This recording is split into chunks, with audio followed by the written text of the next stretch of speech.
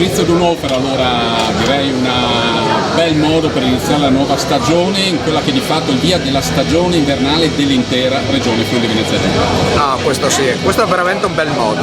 Devo ringraziare veramente pubblicamente Promo Turismo, ma tutta la regione Friuli Venezia Giulia, compreso il suo presidente Federica, per questa azione che stiamo facendo. Sono molto attenti nei nostri riguardi e i ragazzi sono riconoscenti e lo saranno riconoscenti, sono sicuro, facendo grandi risultati.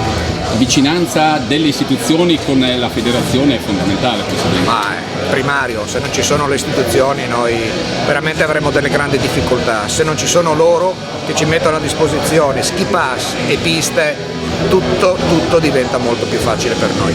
Poi insomma dimostrata anche in questa occasione l'unità delle squadre, tutti i ragazzi insieme, anche con la maglietta inquadriamo la sua Presidente, che un po' è stata la maglietta distribuita a tutte le squadre, sempre più unito questo mondo della Fisi e Ferruccio. No, veramente, questo il mio mandato è proprio quello, cercare di stare tutti insieme, fare squadra, facendo squadra si fanno grandi risultati. E poi ci aspetta una stagione con tanti eventi. Sì, cominciamo dalla Coppa del Mondo di Piancavallo, ai campionati italiani di sci alpino, di fondo, la gara di Coppa Europa a Sella Nevea. Ne abbiamo tantissime gare, veramente. Abbiamo un impegno notevole per poi così arrivare veramente preparati al grande evento EIOF 2023.